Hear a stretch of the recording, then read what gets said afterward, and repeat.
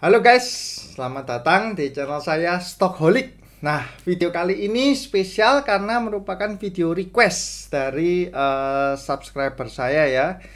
Dimana ada yang request untuk tolong dianalisakan dong saham-saham ini. Nah, yang pertama saya akan bacakan dari Mirhan Syah Putra ya. Ini Mas coba saham properti saham Dada. Nah, DADA ini. Ada Diamond Citra ya, saham properti. Kemudian ada satu lagi, yaitu dari Pak Michael Lin. Nah, ini meminta untuk analisa saham Antam dan prospeknya dong lebih detail. Oke, jadi di video ini saya akan khusus untuk menganalisa dua saham tersebut. Nah, sebelumnya saya ingin mohon dukungan support dari teman-teman untuk subscribe, like, ataupun komen dan juga share video ini ke rekan-rekan yang lainnya. Oke, yang pertama saya akan bahas terlebih dahulu yaitu di saham Dada ya, DADA. Terus terang saya sebenarnya tidak pernah trading di saham Dada ini, DADA ini. Tapi nggak apa-apa, saya akan mencoba analisa. Yang pertama saya akan analisa dulu. Nah ini sudah saya siapkan ya, Dada dan Antam.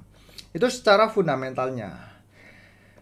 Untuk DADA ini secara fundamental dia tahun 2020 ini profit cukup oke ya. Di tengah kondisi pandemi ini dia masih mencetak laba sebesar net profitnya 37 miliar. Nah ini kenapa kok hanya ada di tahun 2020? Ini berarti saham ini baru saja IPO.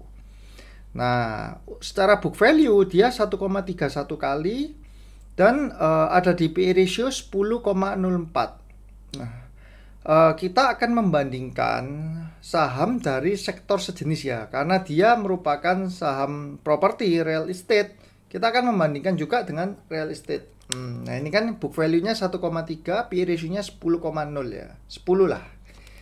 Yang pertama saya akan bandingkan dengan CTRA, Ciputra.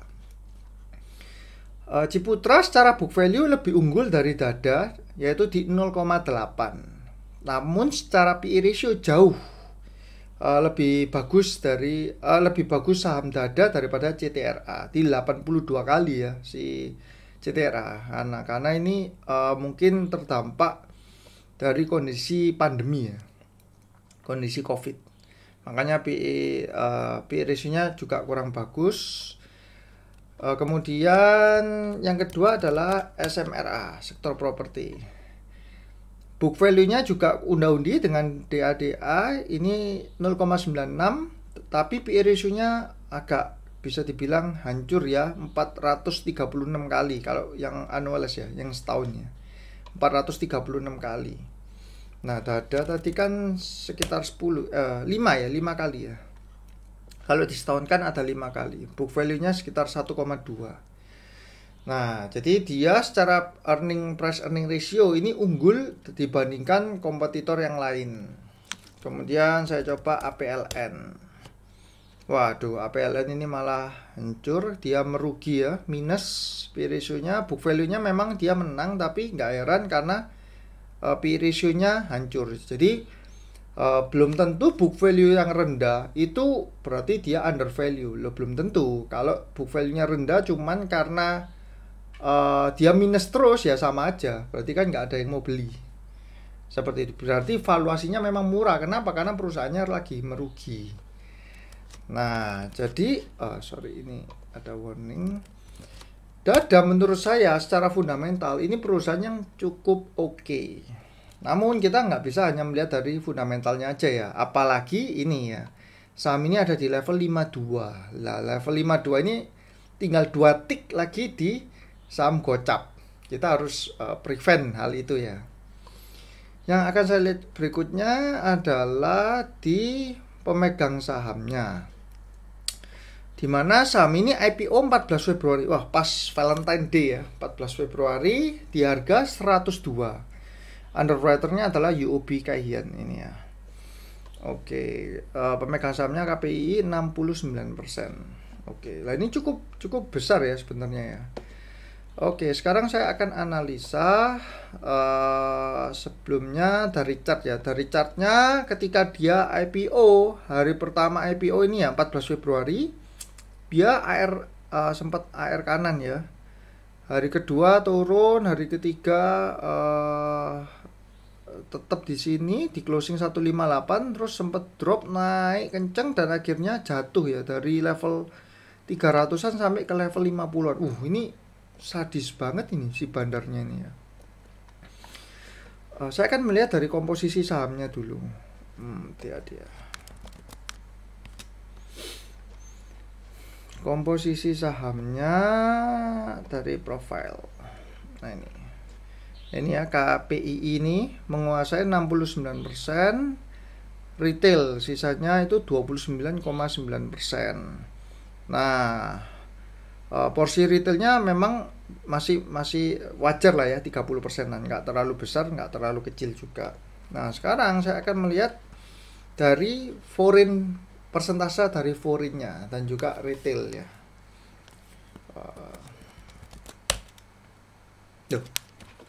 Oh, ini di bulan Januari. Dada IPO-nya kan 14 Februari, Valentine Day.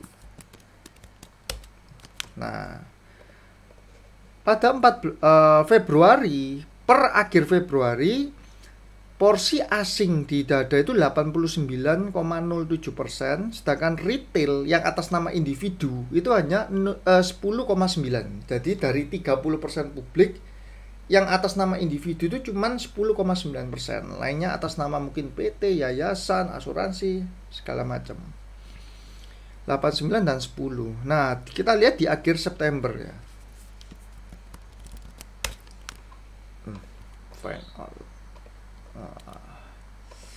Nah, mana nih? Nah ini. Di akhir September, porsi asing dari 89 berkurang menjadi 84. Berarti sekitar 5% berkurangnya. Porsi retail dari 10 naik ke 15. Nah, ini artinya ada perpindahan barang dari asing ke retail. Klop ini, 89 ke 84 kalau kurang 5%. 10 ke 15 naik 5%, benar-benar pindah barang dari foreign ke retail ya, ke retail yang atas nama individu. Makanya nggak heran sahamnya jeblok. Cuman saham Dada di level 50, foreign ini, si foreign masih punya 84% loh. Jadi sebenarnya foreign ini juga suffer, juga menderita kalau sahamnya itu jatuh ya. Kenapa? Karena barangnya dia masih banyak. Barangnya dia bukan tinggal sedikit, tapi masih banyak. Nah, garis merah ini menunjukkan foreign flow keluar banyak ya. Kalau merah ini kan saya pakai indikator foreign flow. Kalau merah berarti foreignnya keluar banyak ini. Merah, foreignnya nggak pernah masuk. Hijaunya sedikit sekali ya ini. Merahnya yang kelihatan gede. Sekarang di level 52, sempat menyentuh lowesnya 50 ya sudahannya. Terus bagaimana kita menyikapi saham Dada? Dia secara fundamental kan cukup bagus sebenarnya. Dan foreign masih punya saham ini cukup banyak, 84% loh. Dia juga merugi kalau saham ini tidur. Kalau misalkan ini sebelum ini saya akan melihat dulu dari volumenya ya. Ini Dada tanggal 15 kemarin itu transaksi hariannya 800 juta. Coba saya lihat tanggal 14-nya berapa. Saya ingin tahu rata-ratanya ya. Nah, 14-nya 600 juta, 15-nya 800 juta. Coba tanggal 13-nya. Tanggal 13-nya 1M. Ini artinya volume transaksi dari saham Dada ini itu nggak gede. Jadi yang perlu di remind pertama, kalau kita mau beli saham ini jangan masuk dengan nominal yang terlalu gede. Kenapa? Karena misalkan kita masuk nih 50 juta lah katakanlah. Itu sudah, kalau misalkan volumenya transaksi hariannya 1M, kalau 50 juta itu sudah 5% loh dari total seluruh Indonesia transaksi kita. Jadi sudah nggak mungkin kita mau masuk di angka 50 juta. Kalau saya pribadi melihat seperti itu di saham ini. Jadi misalkan mau masuk ya otomatis mau nggak mau kita harus masuk itu perlahan, akumulasi perlahan seperti itu. Cuman kalau misalkan di harga 52 ini, kalau saya mungkin lebih main aman ya.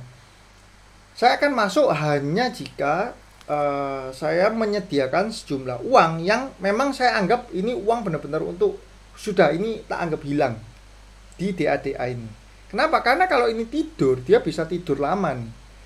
Tapi apakah ada kemungkinan saham ini bangkit? Menurut saya ada. Karena apa? Porsi forinya besar dan dia secara fundamental sebenarnya itu cukup bagus. Nah, saham-saham seperti ini kalau sekali bangkit itu bisa AR kanan. Seperti itu. Kenapa? Karena ringan sekali. Persentasenya asing tuh menguasai banyak sekali. Ibaratnya barangnya itu 80% dipegang di asing gitu loh. Jadi kalau dia mau naik itu naiknya pasti gampang sekali. Saham seperti ini. Cuman ya kita jangan rakus. Kenapa? Karena kalau saya akan misalkan saya benar-benar mau kolek nih dada. Saya akan antri terus di 50. Satu hari misalkan saya antri 5 juta rupiah, 5 juta terus seperti itu. Akumulasi. Nah, itu pandangan saya tentang saham dada ini ya. Oh ya, saya belum melihat secara broker ya, broker summary. Dia underwriternya UOB. UOB itu juga terkenal kalau yang IPO di UOB itu biasanya terbang, itu terkenal seperti itu. Nah, saya mau tahu ini loh, dari Februari naik ke April ini yang drivernya, sopirnya itu siapa sih? Dari Februari sampai April, sampai katakanlah akhir April lah. Tanggal berapa sih ini? Oh sorry, tanggal 1 April. Nah,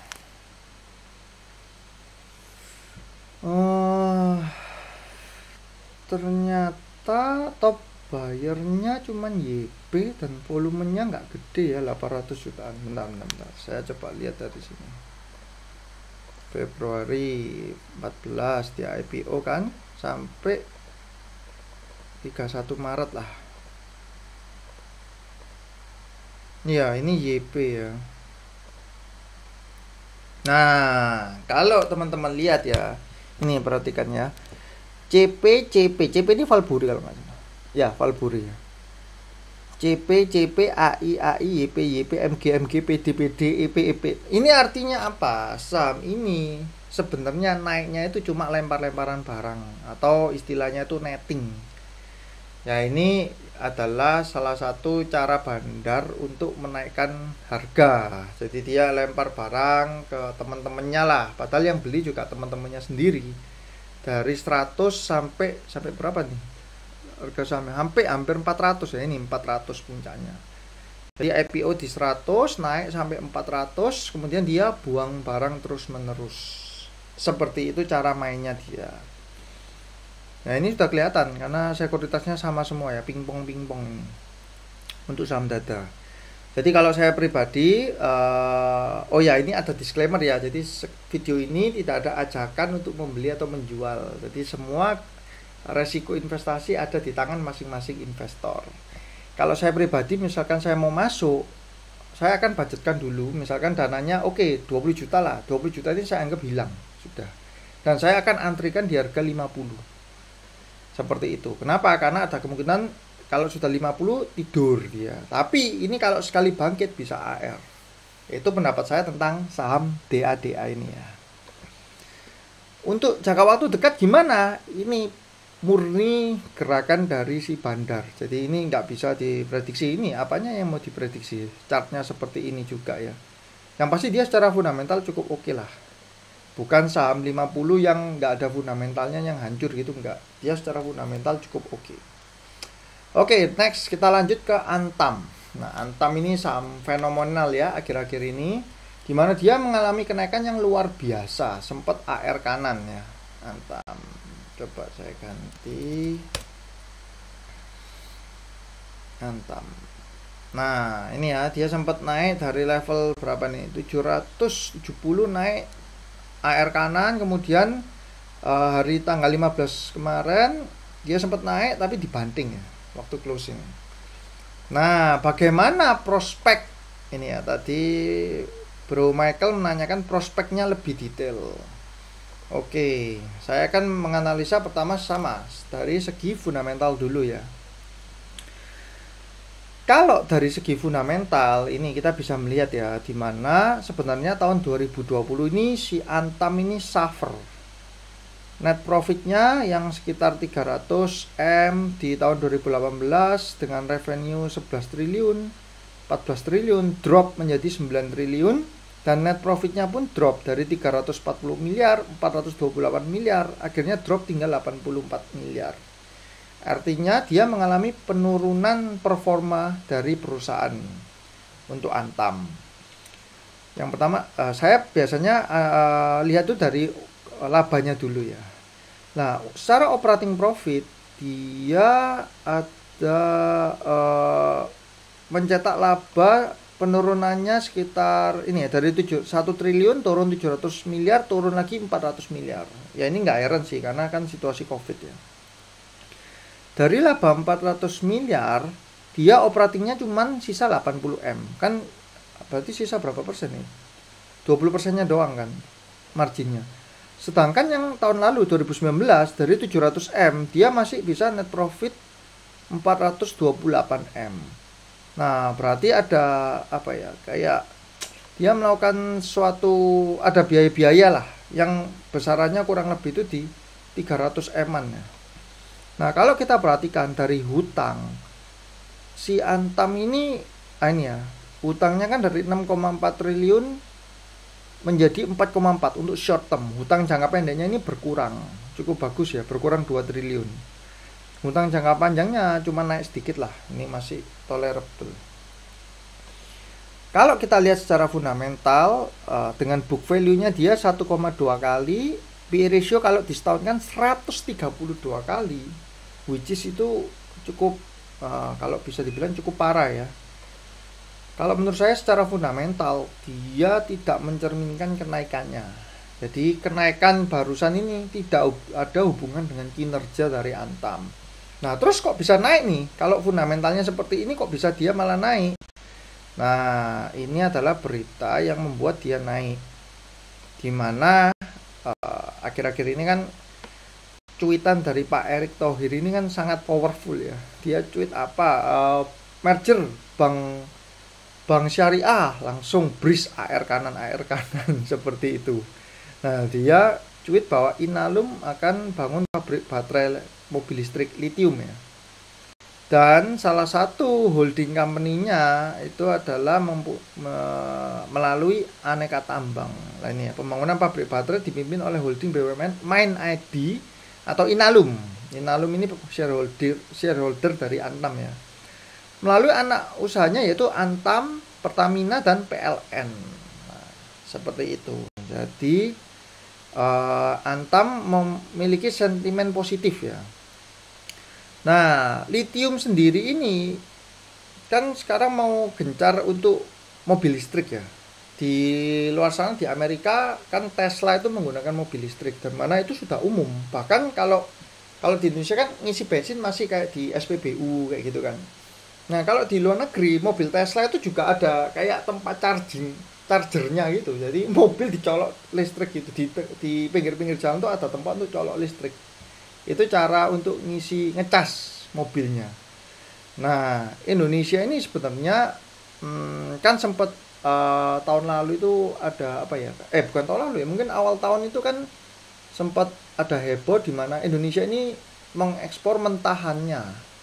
Tapi diolah di luar negeri, terus diimpor lagi oleh Indonesia dengan harga yang tinggi gitu loh. Jadi added value-nya itu enggak ada. Nah, sekarang Indonesia ini ingin mengolah sendiri. Ingin mengolah sehingga ketika diekspor itu mempunyai added value yang tinggi. Dan litium ini salah satu bahannya itu adalah melalui nikel. Baterai litium ini salah satu bahan yang dibutuhkan itu nikel. Antam sendiri, orang kan image-nya itu Antam itu emas lah, emas Antam itu. Tapi sebenarnya Antam ini juga produsen dari nikel. Bahkan emasnya sendiri pun dia tidak semuanya itu menambang sendiri ya, dia juga ada ngambil dari tempat lain. Ibaratnya dia kulaan emas, kemudian dicetak, Antam dijual sama dia. Seperti itu. Jadi itu adalah sentimen positif. Cuman kalau secara fundamental menurut saya tidak mencerminkan kenaikan harga dari Antam. Nah ini loh, kenaikan harganya ini tidak mencerminkan. Jelas kok kita dapat dengan mudah melihat dimana profitnya drop tajam tapi harganya malah menyentuh all time high mungkin ini di level 1100 ini. Ya, dia sebelumnya kan levelnya kan 900, sempat 1000 sih. Nah ini sempat 1000 tapi nggak pernah sampai 1100 kayak gini. Ini adalah all time high Antam ya. Nah, terus saya akan lihat dulu untuk foreign flow-nya ya, Antam. Antam asing hanya ada 19% dan porsi retailnya cukup banyak ya, 35%. Itu di Januari, 19 dan 35. Oke, kita lihat di September. Di September asingnya naik sedikit, retailnya turun sedikit. Nah, kalau ini berarti asing tidak mempengaruhi dari pergerakan saham Antam. Wajar karena yang punya kan Inalum ya. Pemilik yang terbesarnya Inalum. Seperti itu. Terus kalau saya cermati lagi dari sisi ini ya. Kalau dari apakah layak kita membeli saham Antam? Bagaimana prospek ke depan? Jujur kalau saya pribadi melihat ya ini benar-benar hanya bergantung pada keputusan bos ET ini, bos Erick Thohir. Kalau memang ini benar-benar dilaksanakan, nah ini ya, kalau sudah ketok palu, ya ada kemungkinan nggak naik, ya sangat besar kemungkinannya untuk naik. Cuman ini arahnya itu jadi kayak spekulasi ya, kayak mungkin teman-teman ingat itu saham BRIS ya. Dimana kan sempat berita mau merger itu kan sebenarnya bukan barusan aja, dari beberapa bulan lalu itu kan sudah ada berita mau merger. Nah, BRIS itu kan sempat harganya itu kalau nggak salah 200 sampai 300 gitu ya. Saya coba lihat kan ya BRIS. Nah ini loh, BRIS ini kan sempat 200-an nih, sampai jadi 1000, gila ini, sampai 1600, naik 8 kali. Nah, Antam apakah mungkin seperti itu? Kalau menurut saya kalau naiknya sampai seperti ini itu susah, nggak semudah BRIS, karena BRIS ini ditopang oleh fundamentalnya yang juga moncer di tahun ini ya. Nah ini loh, jadi di tahun 2020 dia malah mencetak labanya itu naik 300%, dari 35M menjadi 117M. Jadi dia ditopang, selain ada berita merger, dia itu sebenarnya secara fundamental juga oke. Nah saya ingat waktu itu kenaikannya dorong oleh faktor fundamentalnya bagus sekali, makanya sahamnya naik kan BRIS itu. Terus ditambahi dengan merger. Nah kalau si Antam ini berbeda, fundamentalnya itu dia tidak sebagus BRIS, bahkan turun daripada tahun 2019. Nah kalau misalkan saya pribadi melihat apakah ini bisa naik ke 1000 lebih, bisa, menurut saya sih bisa. Cuman ini kita jangan berharap mungkin lebih firm kalau kita menunggu keputusan atas berita ini, karena ini benar-benar naiknya itu drivernya itu hanya karena berita ini aja sudah. Kalau nggak ada berita ini ya saya yakin Antam tidak akan AR ya, nggak mungkin naik kenceng gitu ya. Dari segi charting ya pergerakannya nggak terlalu signifikan. Nah ini ya, dia menembus MA5, nembus 20, nembus 60 di ini 13 Oktober ini, 14 nya langsung AR kanan ini. Berbahagialah yang memegang Antam di 13 Oktober ketika dia cross golden cross pertama ini. Seperti itu. Apakah ini saham yang sangat menarik? Mungkin saya lebih bisa bilang ini adalah spekulasi on news. Jadi kita membeli saham atas spekulasi berita seperti itu. Kalau ini opini saya pribadi ya tentang prospek saham Antam. Terus apalagi ya? Mungkin kalau saya akan lihat sektor sejenis itu MDKA PE ratio-nya 70 kali ya. Kalau di setahun kan 36, Antam nanti berapa? 100 lebih. Nah ini Antam 132, si MDKA itu 36 kali. Jadi secara laba ini malah dia tidak terlalu mengalami penurunan ya, dari 596M menjadi 547M. Ya. Cuman dia ini book value-nya kan 2019 harganya 4.700, sekarang 1835. Tapi book value-nya nambah, ini berarti dia ada melakukan suatu kebijakan kemungkinan. Nah ini dia melakukan stock split, makanya harganya kok berarti ini dia dibandingkan tahun lalu harganya naik malah MDKN. Jadi secara fundamental sih Antam kurang bagus, cuman ini benar-benar spekulasi lah. Kalau kita membeli ini benar-benar spekulasi. Cuman saya ingin meng-highlight bahwa dia kemarin di tanggal berapa ini ya, yang dia AR kanan. Nah ini loh, yang dia AR kanan ini transaksinya itu 1 triliun, bukan 100 miliar ya, tapi 1 triliun. Ini transaksi yang benar-benar gila loh, jarang sekali saham seperti itu. Nah terus besoknya tanggal 15 kemarin berarti ya, transaksinya 1,5 triliun ya. Sayangnya ditutup minus 2%. Openingnya dia naik 1020 ya, dari 955 ke 1020, tapi sempat highestnya 1180, cuman minus, akhirnya closingnya minus. Nah kalau saya melihat mungkin dia nggak akan, kalau sekarang sih mungkin dia nggak akan langsung turun terus ya, bahkan ada kemungkinan dia untuk short ini akan naik lagi seperti itu kalau saya melihat ya, ada untuk short ini. Nggak tahu ya, ini nanti tanggal 16 ini kita lihat bagaimana pergerakannya. Untuk shortnya ada kemungkinan dia akan mau naik lagi seperti itu. Tapi untuk hold jangka panjang saya nggak terlalu prefer sebelum ini benar-benar ketok palu lah berita ini. Nah kurang lebih sih seperti itu untuk prospek saham Antam ya. Oke, sekian video saya untuk analisa dua saham ya, saham Dada dan Antam. Saya mengucapkan terima kasih kepada subscriber yang request ya, karena kalau ada yang request jadi saya bisa membuatkan spontan langsung. Oke, sekian dulu video saya. Oh ya, untuk teman-teman yang belum join di channel Telegram, saya ada channel Telegram yaitu Stockholic Spasi ID. Channelnya itu free ya, tidak berbayar dan tidak pom-pom saham apapun. Di sana saya ingin membuat suatu komunitas di mana kita bisa saling belajar bersama-sama seperti itu. Karena saya pun sampai sekarang juga masih belajar menekuni di dunia saham. Nah sekian video dari saya, sampai ketemu di kesempatan berikutnya. Cuan selalu ya guys, goodbye.